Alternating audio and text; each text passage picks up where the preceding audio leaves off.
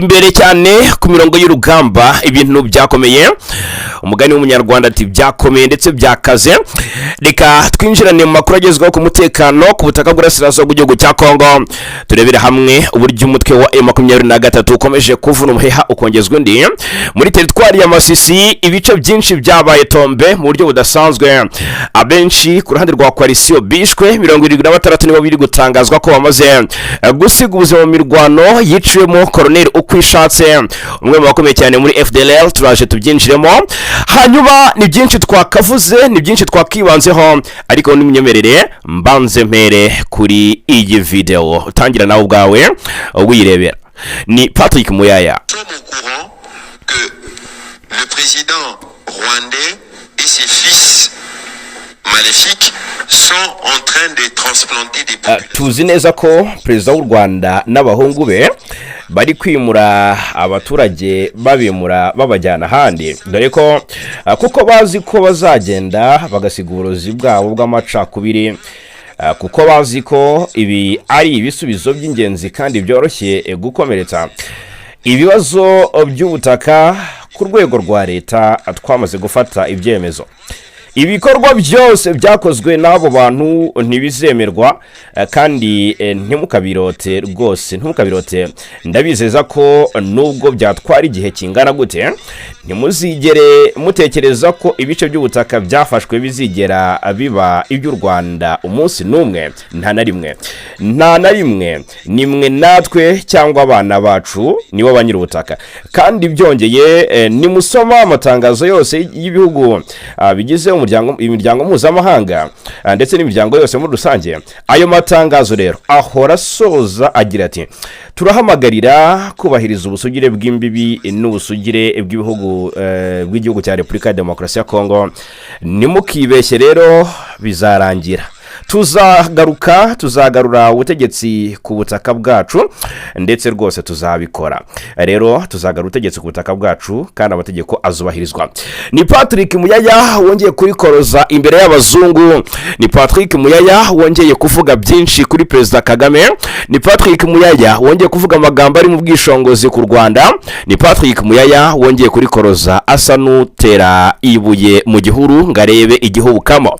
Guverinoma ya Kinshasa rero mu gihe itangaje ibi binyuze mu muvugizi wa guverinoma ya Repubulika ya Demokarasi ya Congo birumvikana, hakaba na Minisitiri w'itangazamakuru n'itumanaho Patrick Muyaya. Icyo u Rwanda rwaje ruvuga rwaje rusubiza, nicyo nje ngo tugaruke muri aya makuru 5 ubwo rero nibyatangajwe na Ambasaderi Olivier Nduhungirehe, ni Minisitiri w'ububanyi n'amahanga n'ubutwererane w'u Rwanda.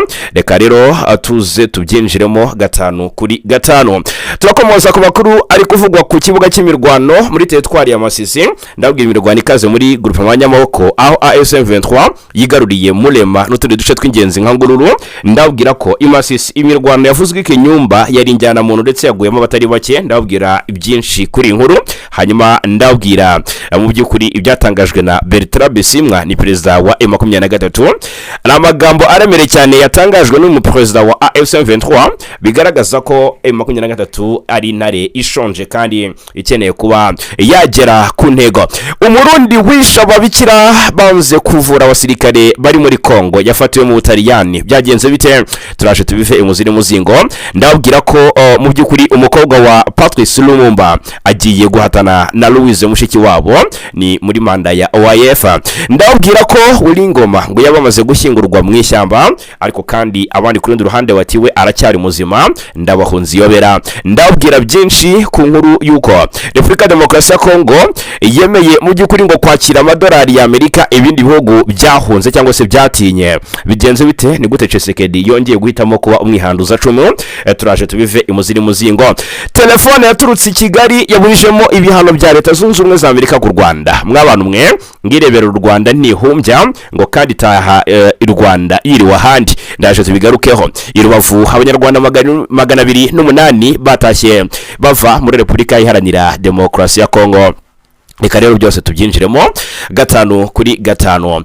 Yes, iyi ni News Lab TV. Udakanze subscribe cyangwa sabone nyaboneka urahomba cyane. Nge ndi Fagika yinamura mbibutse ko aya ari nayo mahitamo yanyu meza. reka duhere ku byatangajwe na minisitiri w'ububanyi n'amahanga n'ubutwererane w'u Rwanda Ambasaderi Olivier Nduhungirehe. Ibyatangajwe na Politike Muyaya mwatangiye mubyumva ndetse na byinshi hariya tuba twahinnye. Nduhungirehe yaje agaragaza ko ubutegetsi bwa Repubulika ya Demokarasi ya Congo bufite umugambi wo kwambura ubwenegihugu abanyekongo b'abatutsi bwitwaje ururimi. Iki kintu ndagira ngo tugisurinye cyangwa se tugice akarongo.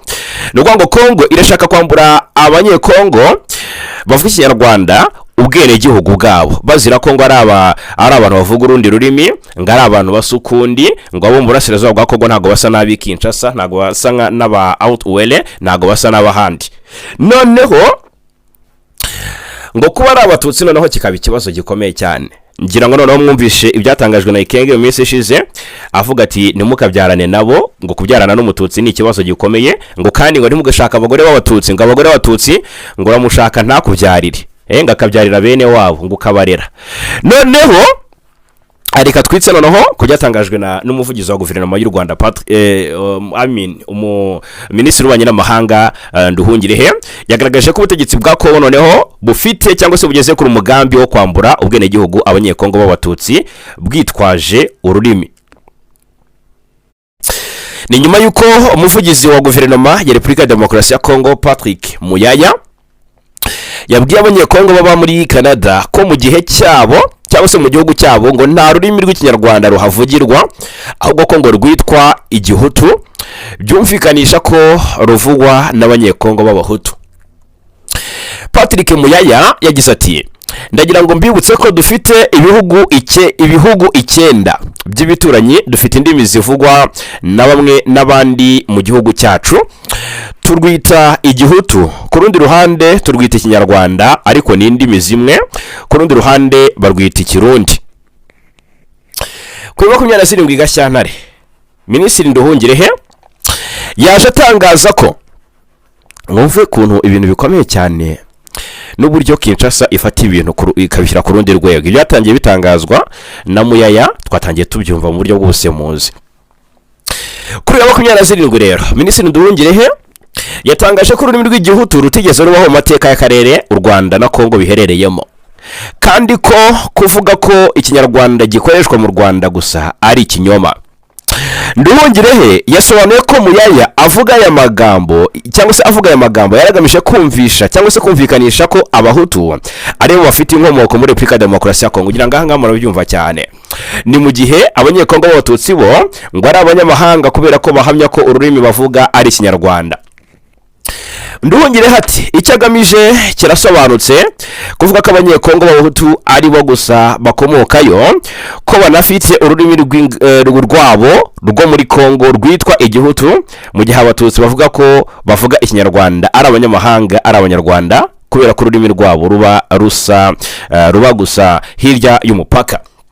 Mu ntangiriro za Gashyantare Patrick Muyaya n'itsinda ry'abanyekongo b'abatutsi bari b'abanyamurenge ubwo ari muri Leta Zunze Ubumwe za Amerika bifatanya mu gutangaza ko nta kibazo bene wabo batuye muri komine Minengo bafite, nyamara ihuriro ry'ingabo za Leta ya Congo rikomeje kubagabaho ibitero. Minisitiri Nduhungirehe yagaragaje ko afite amatsiko yo kumenya niba aba abanyekongo na bagenzi babo bahuriye cyangwa se bahuriye na Muyaya muri Canada. Kuri iyi nshuro batangaza ko ururimi bavuga atari Ikinyarwanda, bakemeranya n'umuvugizi wa guverinoma ya Congo ko bavuga igihutu. Asobanura ko ibikorwa byo gushaka gutesha agaciro abanyekongo bo mu bwoko bw'abatutsi atari bishya kuri Leta ya Repubulika ya Demokarasi ya Congo, kuko benshi cyangwa se kuko ari kenshi abayobozi bo muri guverinoma ya Kinshasa muri iki gihugu bagiye babibasira cyangwa se bagashyigikira ababibasira. Urugero rwa vuba yatanze n'urwa General Major Sylvain Inga.Ba wagiye kuri televiziyo y'igihugu RTNC mu Koza 2025 akavuga ko abanyekongo b'abatutsikazi batabyarana nabo badahuje ubwoko, asaba abagabo kubitondera.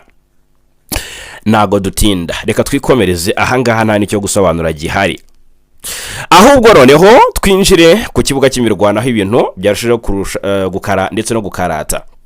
gusa icyo nakomeza mvuga ku bijyanye n'u Rwanda na Repubulika ya Demokarasi ya Congo ukusi guterana amagambo no kuvuganira ababuze kivugira ku ruhande rw'abanyekongo batuye hariya murasirazuba bwa Repubulika ya Demokarasi ya Congo by'umwihariko abo bwoko bw'abatutsi bahonyorerwa gushira ndetse bicirwa kurwara nk'inda nk'uko guverinoma Kinshasa yabishyize mu migambi yayo. Ibi rero u Rwanda rufatwa nk'ururwana mu burasirazuba bwa Repubulika ya Demokarasi ya Congo ndetse ngo uru Rwanda ruhagamije ngo gusahura igihugu cya Congo nibyo guverinoma Kinshasa irushinja. U Rwanda ariko narwo rubihakana rubitera utwatsi rugashinja Congo guverinoma Kinshasa muri rusange gushyigikira umutwe wa FDLR ugizwe hanini n'abasize bayikuye u Rwanda muri jenoside yakorewe abatutsi. Ubwo rero ndagira ngo noneho twibande cyane kukuba byarageze naho u Rwanda na Congo bisinyana amasezerano ajya kwitwa nk'ay'agahenge kubera ko n'amasezerano akubiyemo ihagarikwa ry'imirwano ariko hakabaho gusenya umutwe wa FDLR ugizwe hanini n'abasize bayikuye u Rwanda muri jenoside yakorewe abatutsi n'ingingo yo kuba u Rwanda rwakuraho ingamba z'ubwirinzi rwashyize ku mipaka.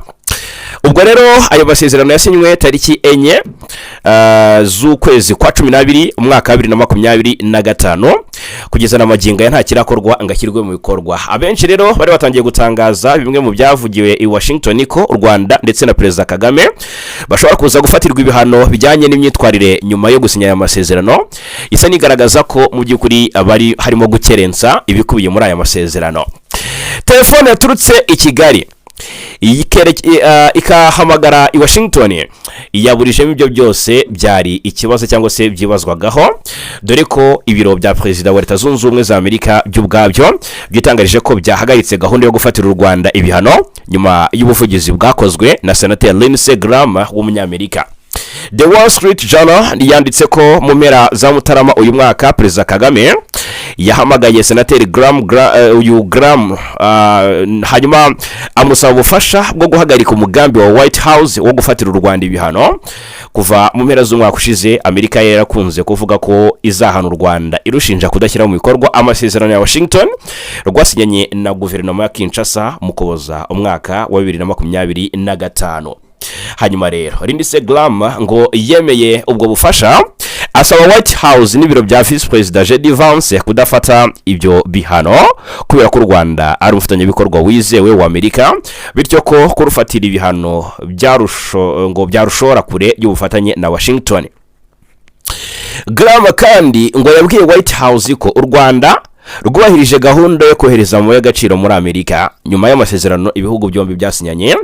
Abayobozi benshi bazi ibyiriya dosiye bavuga ko White House yahise yisubira ku cyemezo cy'ibihano yateganyaga gufata nubwo abayobozi batandukanye batumvaga kimwe ibyo kubihagarika.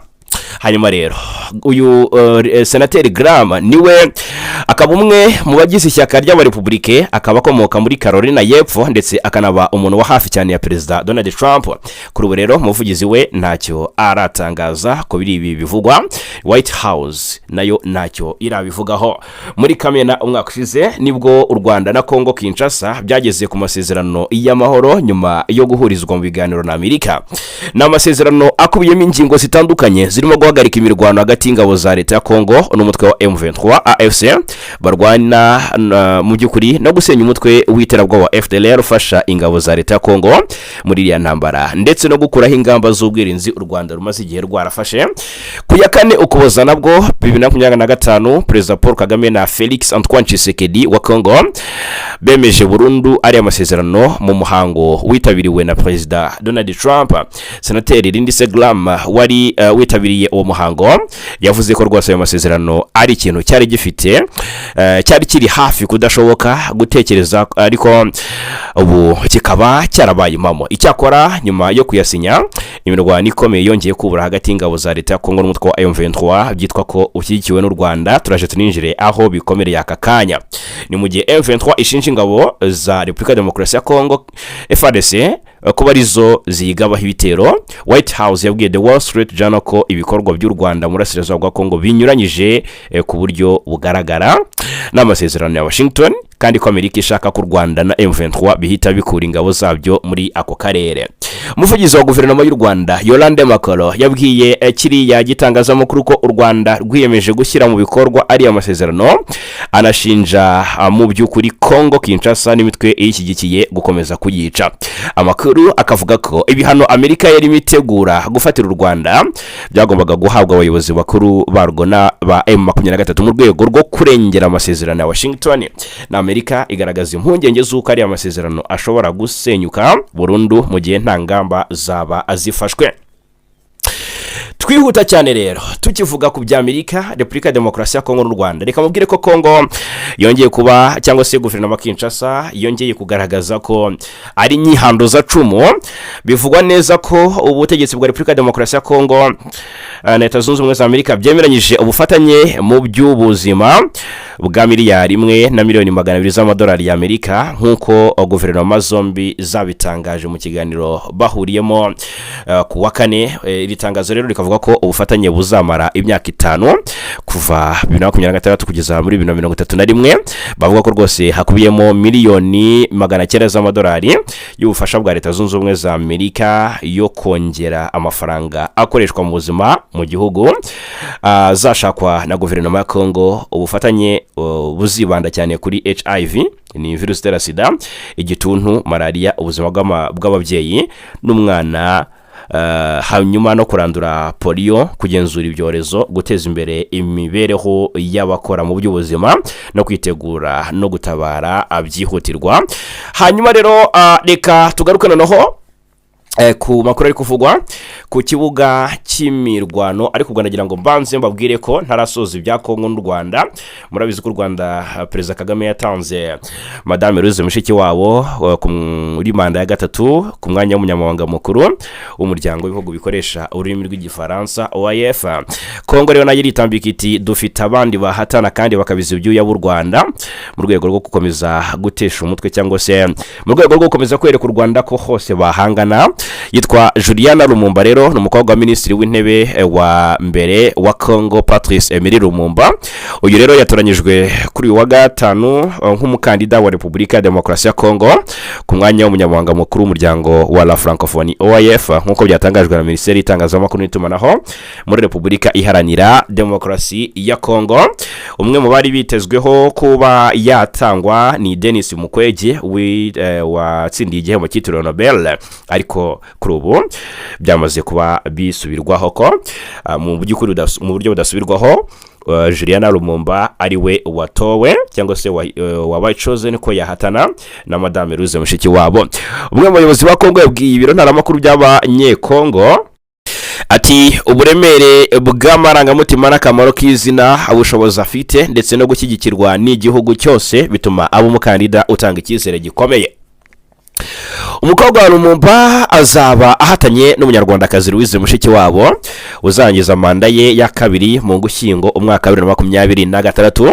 U Rwanda rero rukaba ruherutse gukomeza kumugirira icyizere no kumugena nk'umukandida warwo mu matora ataha, aho azaba ahatanira manda ya gatatu.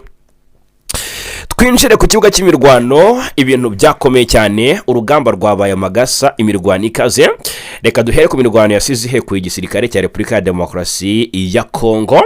Ni imirwano ikaze yatangiriye muri Nyamaboko ya mbere hariya muri teritwari ya Masisi, ni muri Kivu y'Amajyaruguru, aho yasize intare za Sarambwe zigaruriye uduce twinshi tw'ingenzi. Ni imirwano ikomeye yabaye ku wa gatanu tariki 27 Gashyantare muri teritwari ya Masisi mu ntara Kivu y'Amajyaruguru murasirazuba rwa Repubulika ya Demokarasi ya Congo.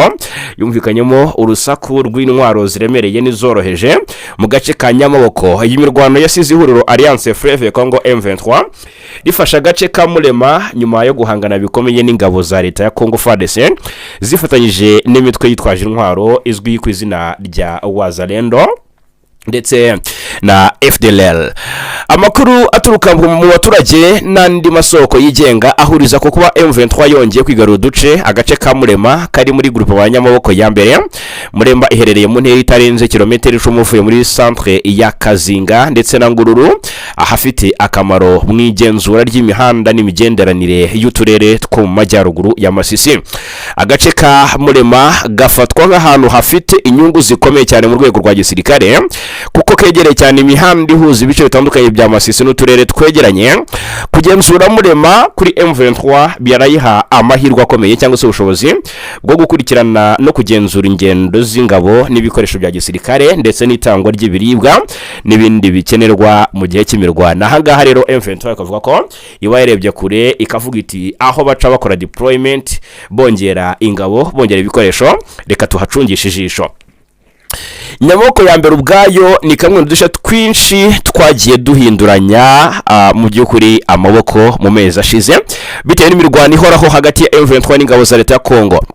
Kuba Murema yongeye kugwa mu maboko ya M23 bishobora kugira ingaruka zikomeye ku mutekano wa Kazinga na Ngururu, ndetse bikongera igitutu ku ngabo za leta ziri muri utwo duce. Teritwari ya Masisi rero ni imwe mu zima z'imyaka myinshi zibasiwe n'intambara z'urudaca mu burasirazuba bwa Congo.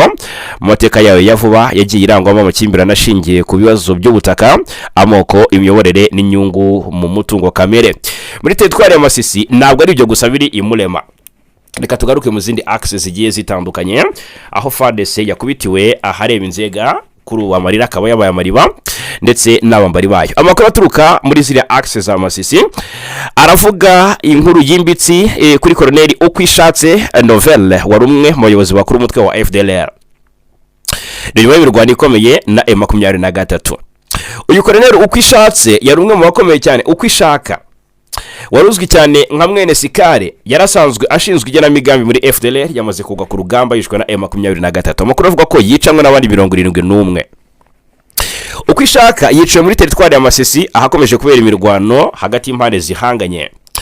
Urebye ku ifoto y'umurambo w'uyu mugabo agaramye n'imbunda yo mu bwoko bwa Karashnikov AK47 ikomeje gukwirakwizwa ku mbuga nkoranyambaga, urabona ko rwose burya birangira nabi cyane, cyangwa se iby'urugamba birangira nabi cyane, ukibaza utese byamugendekeye biti. Hanyuma Murema, iyi axe ya Murema ivugwa mu duce ivugwaho ko iri kugenzurwa na M23, byavuzwe ko rwose ngo yagumyemo coalition nyinshi, abo muri coalition benshi cyane. Aho havuzwe imirwano mu gihe Kinyumba ni hafi ya centre ya Nyabyondo, naho ibintu byari byacitse ku munsi w'ejo masaha y'igitondo. Kinyumba guhera mu gitondo hari harimo kumvikana amasasu menshi, ahari mu nkengero za Nyabyondo hari imirwano hagati y'ingabo za Congo FARDC na Wazalendo barwana na M23 hano Kinyumba. Umuturage waho ni waduhamije aravuga ati habaye urugamba rw'imbatura mugabo, kandi haraye hakoreshejwe drone ku munsi wo kuwa kane nimugoroba zagabye ibitero indani mu mujyi wa Nyabyondo. Murabyibuka ibiherutse kuberayo mu mpera z'umwaka ushize ku musozi wa Mongaliyema, drone zihitana abaturage batagira ingano bashyinguwe mu minsi yashize. Akaba ari Nyabyondo rero umuntu atatinya kuvuga ko iri mu kangaratete na magingaya. Ni imirwano myinshi mishya rero iravugwa mu gihe imirwano yabereye mu midugudu myinshi yo mu mirenge ya Katoyi ndetse na Osobanyungu, aho igisirikare cya Congo gifatanyije na Wazalendo cyari cyagabye ibitero bya drone ndetse n'ibyo hasi ku butaka muri izo axe kuri M23. Ni ibitero M23 ikomeza kwamaganira kure mu matangazo akomeye cyane. Reka twibane ku magambo aremereye yatangajwe na Bertrand Bisimwa wa M23. Inyandiko zatangajwe na Bertrand Bisimwa akoresheje urubuga rwa X Twitter ntizishobora gufatwa nk'amagambo asanzwe ajyanye n'ibihe byihariye, kuko urebye neza ugasesengura ni inyandiko ziri mu murongo wa politiki n'igisirikare uremereye cyane, ushobora kugira ingaruka zirenga aho imirwano iri kubera ukagera no ku mutekano w'akarere kose muri rusange. Reka tubyinjiremo. Mu byatangajwe, uyu muyobozi wungirije w'ihuriro rya Alliance FF Congo M23 yashinje ubutegetsi bwa Kinshasa ko bwisha gahenge bwari bwemeranyijweho butangiza ibitero byagutse ku mirongo yose y'urugamba. Ibi birego bya rero nkuko bigaragaramo ibice bitatu by'ingenzi, harimo kwica isezerano rya gahenge, gutegura no gushyira mu ibikorwa cyangwa se igikorwa cya gisirikare cyari giteguwe kandi gihuriweho n'impande zitandukanye, ndetse no guhitamo ku mugaragaro inzira ya gisirikare nk'uburyo nyamukuru bwo gukemura aya makimbirane. ihonyorwa ry'agahenge rifite uburemere burenze mu guhagarika imirwano by'agateganyo mu ntambara z'iki gihe. Agahenge si uguhagarika amasasu gusa, ni igikorwa cya politiki cyubaka icyizere gike kikaba gisigaye hagati y'impande zihanganye. Ni intambwe ituma buri ruhande rwemerera urundi nk'umuvugizi ufite ijambo mu mishyikirano. Kurenga ku gahenge rero bisobanura gusenya urwego rw'imishyikirano, gutesha agaciro ijambo rya politike no gusimbuza ibiganiro imbaraga z'imbunda. Icyizere gisanzwe ari gike kirushaho gusenyuka, dipolomasi igahabwa umwanya muto mu gihe abasirikare cyangwa se igisirikare gihabwa ijambo rikomeye. Gutanga ibisobanuro by'uko habayeho ibitero by'ihuriro ry'ingabo za Congo zigizwe na FARDC, Wazalendo, FDLR, abacancuro, imbonerakure z'u Burundi, ingabo za Angola, kandi byagutse byerekana ko atari impanuka cyangwa se kwitwara nabi kw'abasirikare ku giti cyabo. Bivuga igikorwa cyateguwe, cyatekerejwe, cyapanzwe kandi cyemejwe ku rwego rwo hejuru mu buyobozi bwa gisirikare. Imvugo yakoreshejwe ishyiraho igitekerezo cy'uko habayeho guhitamo ku bushake inzira y'intambara. Ibi bishobora rero kuba byagaragaza ihinduka riva ku mirwano y'uduce twihariye rigana mu ntambara ifite igishushanyo mbonera gihamye n'intego z'igihe kirekire. Bertrand Bisimwa rero ati mu by'ukuri guverinoma Kinshasa yagaragaje ibimenyetso simusiga by'uko ishobora kuba yarahisemo inzira y'intambara. Ikirego cya gatatu rero ngo nicyo gifite uburemere ahangaha kurusha, kuko ngo harimo guhitamo ku mugaragaro inzira ya gisirikare nk'uburyo bwo gukemura ibibazo cyangwa se ikibazo. Niba koko ariko bimeze, ngo byasobanura ko inzira ya politike yubatswe buhoro binyuze mu buhuza bw'akarere n'amahanga yaba isigaye isa nikorwa gusa ku izina idafite imbaraga zihagije. Ni mu mateka ya Congo cyane cyane murasirazuba w'igihugu intambara yakunze kuba ingaruka z'uko politiki yunamiwe, ariko iyo ihindutse igikoresho cyatoranyijwe ku bushake ibitakiri ikimenyetso cyo kunanirwa kwa politiki ahubwo igahinduka politiki ubwayo.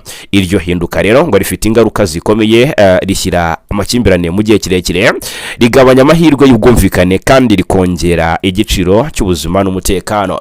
Mu bihe rero cyangwa se mu gihe ibi birego byafatwa nk'ukuri, cyizere cy'uko ibiganiro byatanga umusaruro kirushaho kugabanuka. Ibikorwa byatangijwe i Doha bishobora kugaragara nk'ibyasigaye inyuma. Ku rundi ruhande ubusabe bw'agahenge bwashyizwe imbere na perezida wa Angola Joao Lourenço, ariko nawe wakoze ishyano kohereza ingabo, byanibashijweho na benshi. Bushobora kugaragara rero nk'ubwateshejwe agaciro n'imigendekere y'ibikorwa bya gisirikare byakomeje. Ibi rero bigashyira cyane cyangwa se bishyira mu kibazo imbaraga z'ubuhuza bw'akarere, cyane cyane mu gihe perezida wa Congo Felix Tshisekedi agaragara nk'ufata icyemezo gitandukanye n'inzira yifuzwaga n'abahuza. Ikibazo ntikigarukira ku bantu ku giti cyabo gusa, kuko kireba ireme n'ubudahangarwa bw'imiyoborere y'ubuhuza bwa Afurika. Iyo ijambo ry'umuhuza ridahabwa agaciro cyangwa se rikavuguruzwa n'ibikorwa byo ku rugamba, ubirebesheje amaso y'ubushishozi rero ahangaha inyubako ya dipolomasi iranyeganyega. Abafatanyabikorwa mpuzamahanga bahita batangira kongera gupima inyungu zabo, buri ruhande rugashaka inkunga hanze y'imbibi zarwo. Ahangaha rero nagira ngo namwe mutanga ibitekerezo. Ese mukurikije imyitwarire ya guverinoma ya Kinshasa muri iki kibazo mu bihe by'agahenge, niki bibashushanyiriza nyaboneka? Reka mu by'ukuri duhane ibitekerezo, dusangire ibitekerezo ahangaha muri iyi nkuru. Hanyuma rero reka mbabwire ko uri Lieutenant Colonel Ingamba bivugwa ko ashobora kuba kiri muzima cyangwa se yaba agihumeka w'abazima, bivuye ku kuba guverinoma ya Kinshasa yabitangaje ubwayo ku rubuga rwa X, yarahise isiba ibyo tangazo. Bivuye ku kuba M23 umutwe yabarizwagamo ndetse akaba n'umuvugizi w'igisirikare cya Congo itaratangaza mu buryo bweruye ko Lieutenant Colonel Ingamba yaba yaritabye Imana, ngiye yakwihanganisha n'abagize umuryango we. Bikomotse ku kuba n'ibinyamakuru bitandukanye bishidikanya cyangwa se bitaragaragaza mu by'ukuri aho yarasiwe harazwi cyangwa se haravugwa, ariko ntihagaragazwa mu by'ukuri uko byakozwe, ntihagaragazwa mu by'ukuri ukuri guhamye kw'aya makuru. Ntabwo rero twabikomozaho ngo dushimangire ko Ingamba yaba yaritabye Imana.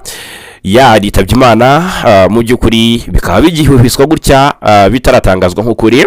Twaba turanyine kugira ngo dukomeze tubakurikiranire uko bimeze. Gusa icyo nshaka kubabwira nuko amakuru aturuka mu burasirazuba bwa Congo aravuga ko Ngoma ngo yamaze no gukingurwa amashyamba yo muri Masisi mu gihe ngo abakunzi be bari biteze ko ngo ashobora gukingurwa mu cyubahiro. Ukibaza nanone Ngoma umuntu ukomeye kuriya yakingurwa mu buryo bw'ibanga nk'ubu, nacyo kikaba ari ikibazo kibazwa. Igisubizo kikabira avuga ko rero Ngoma yashyinguwe ngo kuwa gatatu w'iki cyumweru nyuma y'umunsi umwe yiciwe mu gitero cya drone cyagabwe muri teritwari ya Masisi. Umunyamakuru Pero Rwanda abinyujije ku rubuga rwa X yavuze ko bitandukanye n'amakuru yavugaga ko umurambo wa Colonel Ngoma wagombaga kugarurwa Igoma. Amakuru ngo aravuga ko yashyinguwe nta cyubahiro na gito ahawe kandi mu ibanga rikomeye, mu gihe kuwa gatatu mu ishyamba riri hafi ya Rubaya ariho yashyinguwe. Aya ariko hakaba ari amakuru adafitiwe gihamya, bikavuga ko ngo yarasamwe n'abandi bagera kuri 19 kuri 18 nawe urimo, bikaba ari 19 n'amakuru tugishakisha hasi hejuru ngo tumenye ukuri kwayo muri rusange. Reka nsoreze kuri iyi nkuru ituruka i Rubavu, inkuru ivuga ko rwose kuri wa gatanu tariki 27 Gashyantare u Rwanda rwakiriye abanyarwanda 208 bagize imiryango 59 batashye ku bushake bava muri Repubulika ya Demokarasi ya Congo. Abanyarwanda rero banyuze ku mpaka wa la Coronishe i Rubavu bajyanwa mu kigo cy'agateganyo cya Nyarushishi mu karere ka Rusizi, bakaba bakiriwe n'umuyobozi wa Karere. Mu kubakira rero umuyobozi w'akarere Prosper Murindwa yabasabye kwisanga mu gihugu cyabo, gufatanya n'abandi mu iterambere ry'igihugu no kwita ku burezi bw'abana babo, hubahirizwa indangagaciro z'ubumwe, kureba kure no kubazwa inshingano nk'inkingi icyizere cy'igihugu cyubakiyeho. Ni ibyo ngibyo rero, reka mbashimire cyane kubana natwe muri aya makuru 5 kuri 5 hano kuri News Lab TV. Turakomeza kubana.